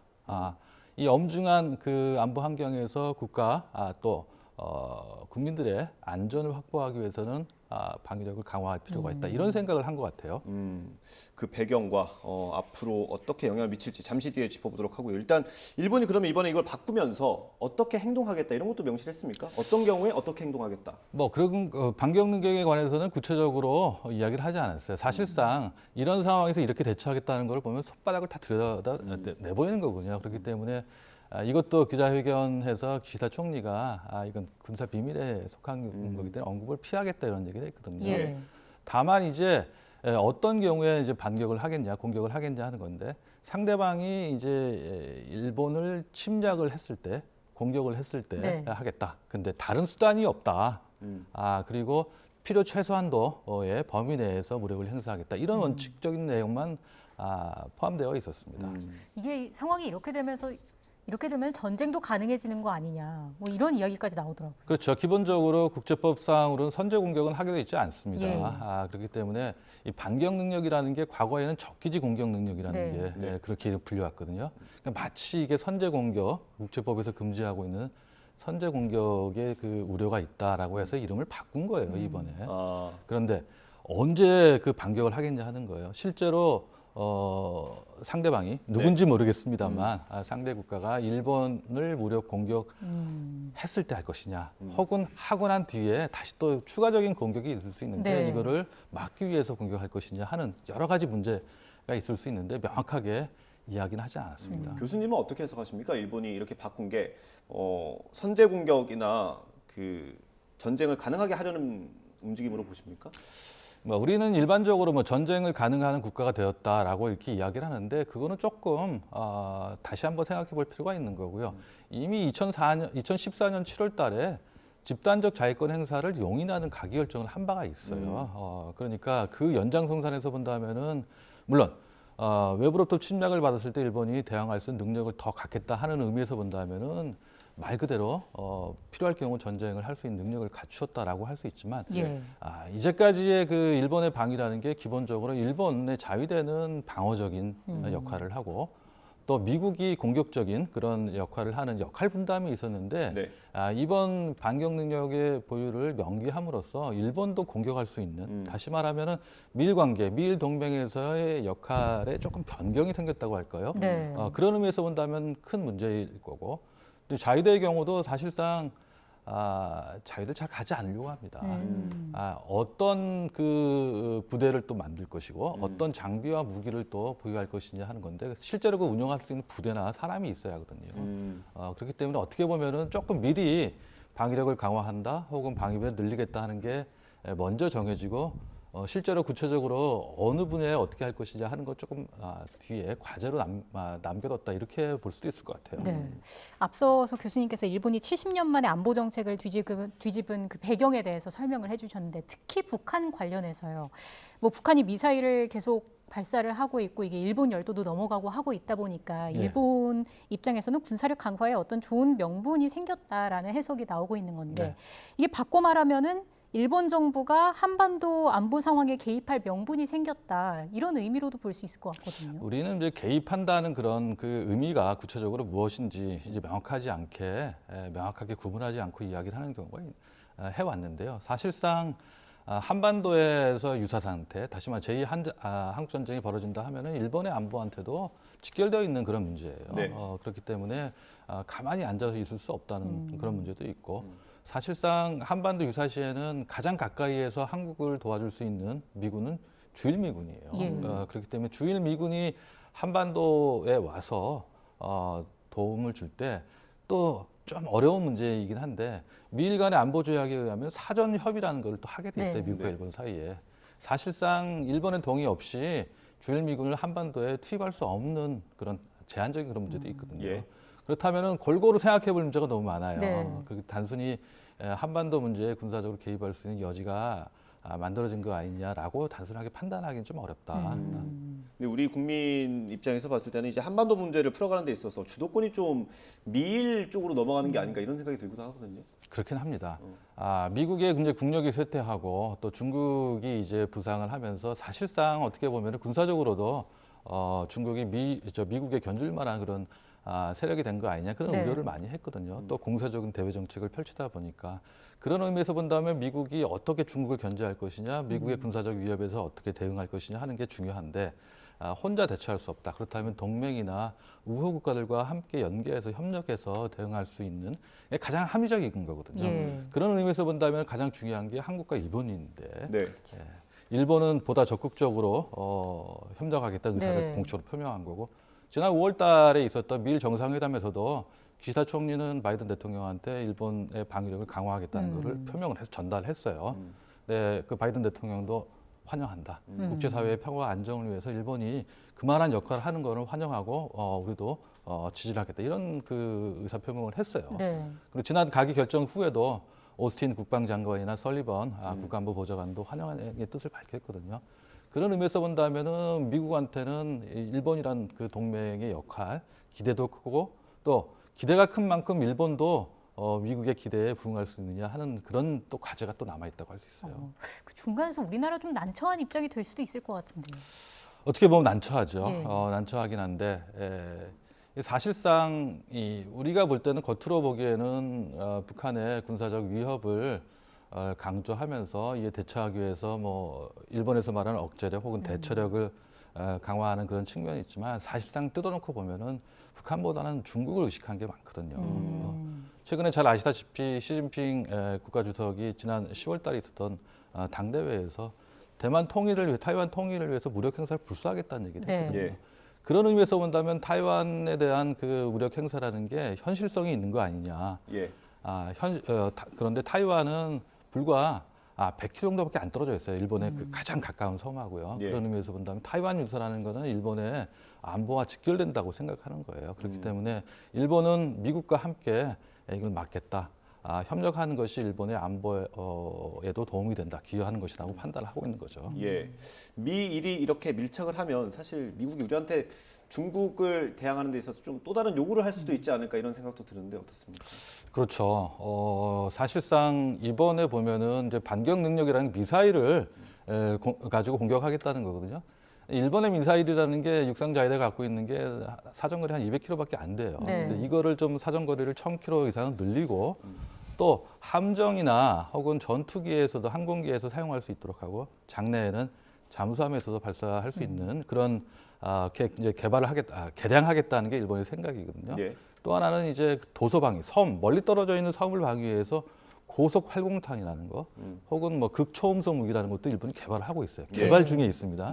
개발 중에 있기 때문에 이런 그 미사일을 개발해서 사정거리를 연장하면은 경우에 따라서는 중국도 사정권 안에 들 가능성이 있어요. 또 이런 그 자체 개발하고 있는 그 미사일이 완성되기 전까지 시간이 좀 소요됩니다. 네. 그때까지 일본은 미국의 토마호크 순항 미사일을 사겠다는 거거든요. 예. 그런 의미에서 본다면 이 순항 토마호크는 좀 더 사정거리가 길어요. 예. 그런 의미에서 일본이 그런 미사일을 보유한다는 것은 중국한테 위협으로 다가올 수 있거든요. 예. 그런 의미에서 계속 아까 처음에 나온 것처럼 중국이 반발하는 거는 그런 경우가 있어요. 예. 우리한테는 그럼 어떤 요구가 돌아올 수 있냐 할 수도 있겠죠. 그러나 우리는 뭐 미국이 동맹이긴 하지만 미국과 한국이 가장 가까운 동맹이긴 하지만 그렇다고 해서 국익이 완전히 일치하는 건 아니에요. 네. 또 중국의 경우는 우리의 그 경제적으로 본다면 가장 의존도가 높은 경제적으로 본다면 상호 의존도가 높은 국가이거든요. 그렇기 때문에 중국을 완전히 적대시할 수는 없어요. 이건 일본도 마찬가지긴 한데 그러니까 일본과 한국이 갖고 있는 어떻게 보면 공통의 과제라고 할까 하는 그런 부분도 있습니다. 네. 겉으로는 그래서 중국은 이야기하지 않고 뭐 북한이라고 또 명시적으로 얘기하고 있지는 않습니다만 아까 말씀드린 대로 이 전략문서를 개정한 뒤에는 중국, 러시아, 북한이라는 그런 공통의 위협이 있다 하는 거고 그런 의미에서 한미일 3국 간의 인식의 공유도 가능하다는 그런 생각은 저변에 깔려 있는 것 같아요. 그래서 어디까지 협력할 수 있는가는 앞으로 좀 더 상황을 좀 지켜봐야 할 것 같습니다. 이런 와중에 어제 북한이 준중거리 탄도미사일을 발사하지 않았습니까? 이것도 일본의 발표를 좀 의식했다고 볼 수 있을까요? 뭐 의식했을 수도 있죠. 그런데 지금까지 북한이 이야기한 거를 본다면은 국방력을 강화하겠다. 지난 9월 달에는 사실 핵무력 정책을 법제화했어요. 그래서 법을 통해서 더 이상 핵 포기는 없다. 그리고 어떠한 경우에 이제 핵을 사용하겠다. 조건까지 더 명시를 했거든요. 그런 의미에서 본다면은 한미일 3국의 안보 협력, 특히 일본이 기존의 방위 정책에서 벗어나서 방위력을 발본적으로 강화한다는 게 북한한테는 바람직하지는 않죠. 그런 걸 의식할 수 있어요. 오늘 그 노동신문의 발표에 의하면 군사 정찰 위성을 내년 4월까지 개발하겠다는 거를 확실히 드러냈거든요. 그런 의미에서 앞으로 이 한미일 간의 안보 협력이라는 게 북한을 자극할 수도 있고 혹은 중국과 북한의 협력을 또 촉진하는 그런 요인이 될 수 있어서 우리한테는 커다란 과제라고 할 수 있습니다. 예, 알겠습니다. 반경 능력을 보유하기로 선언한 일본 많은 변화가 또 예상이 되는데요. 국제사회에 어떤 영향을 미칠지 이 부분 좀 예의주시하면서 봐야 할 것 같습니다. 오늘 말씀 여기까지 듣겠습니다. 지금까지 경남대 극동문제연구소 조진구 교수와 함께했습니다. 고맙습니다. 감사합니다.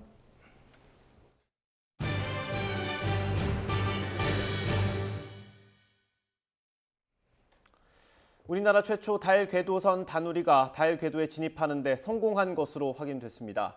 한국항공우주연구원은 지난 17일 새벽 2시 45분경 실시된 다누리의 1차 임무궤도 진입 기동이 정상 수행된 것으로 확인됐다고 밝혔습니다. 1차 임무궤도 진입 기동은 다누리가 달 중력에 안정적으로 포획되도록 하기 위해 속도를 줄이고 자세를 바꿔주는 기동입니다. 일단 달의 타원형 궤도에 진입한 다누리는 앞으로 4차례의 추가 기동을 통해 최종 목적지인 달 상공 100km의 원형 임무 궤도에 진입할 예정입니다. 조금 뒤면 크리스마스지만 우크라이나는 러시아의 대대적인 미사일 공습으로 정전과 단수 사태가 속출했습니다. 우크라이나도 동부 지역 친러시아 세력 거점을 포격하는 등 강력한 반격을 지속하고 있습니다. 이상순 기자입니다. 우크라이나 동남부 도네츠크주의 바흐무트는 주말에도 러시아의 공습이 이어졌습니다. 지상의 건물은 이제 대부분 파괴됐습니다. 수도와 전기도 끊긴 지 오래입니다. Із-за обстрілів зараз дуже багато. 99% це пов'язано з обстрілами, після обстрілів. 러시아는 앞서 지난 16일 우크라이나 수도 키이우와 중부 크리비리흐, 남부 헤르손 등에 최소 76발의 미사일을 쐈습니다. 지난 5일 우크라이나 전역에 70여 발의 미사일 공습을 감행한 이후 최대 규모였습니다. 이 공습으로 발전소와 변전소 등 최소 9개의 에너지 시설이 파괴됐습니다. 우크라이나군도 동부의 친러시아 세력의 거점을 타격한 것으로 전해졌습니다. 타스 통신 등은 현지 시간 17일 도네츠크 인민공화국에 포탄 133발이 떨어져 민간인 2명이 부상했다고 보도했습니다. 우크라이나군이 같은 날 러시아 땅을 포격했다는 주장도 나왔습니다. 러시아 국경 지역인 벨고로드의 주지사는 이 공격으로 1명이 숨지고 8명이 부상했다고 전했습니다. 이런 가운데 러시아 국방부는 세르게이 쇼이구 장관이 우크라이나에 주둔 중인 러시아군 진지를 찾아 보급 상황 등을 점검했다고 밝혔습니다. YTN 이상순입니다. 한낮에도 몸이 움츠러드는 북극 한파의 기세는 여전합니다. 추워진 날씨 탓인지 도심공원을 찾은 시민들의 발길도 크게 줄어든 모습인데요. 간간히 보이는 시민들의 옷차림도 무척이나 두껍습니다. 현재 서울 기온은 영하 4도로 아침보다는 무려 8도가량 올랐지만 여전히 영하권에 머물면서 매서운 추위 기세가 계속되고 있습니다. 서해안과 제주도에 내리던 눈은 현재 많이 약화된 상태입니다. 대설특보도 모두 해제됐는데요. 하지만 서해안과 제주도에는 산발적으로 1에서 3cm의 눈이 더 내리다가 그칠 것으로 보입니다. 중부와 전북, 경북 지방을 중심으로는 한파특보가 계속되는 가운데 오늘 낮 기온은 서울 영하 3도, 춘천 영하 2도, 광주 4도, 대구는 3도 보이겠습니다. 남부지방 기온은 영상으로 오르겠지만 찬바람의 체감온도는 종일 영하에 머물겠습니다. 일주일째 계속되고 있는 북극 한파는 내일 낮부터 누그러져 모레까지 주춤하겠습니다. 하지만 목요일부터는 다시 강추위가 찾아와서 주말까지 이어질 전망인데요. 또 수요일에는 전국에 비나 눈이 오겠고 목요일부터 주말까지 서해안에는 다시 눈이 이어지겠습니다. 눈에 뒤덮인 서해안과 달리 동해안의 대기는 여전히 건조합니다. 건조특보가 발령된 가운데 강풍특보까지 겹친 상황인데요. 작은 불씨가 큰 불로 번지기 쉬운 상황인 만큼 산불 등 화재 예방에 각별히 유의하시기 바랍니다.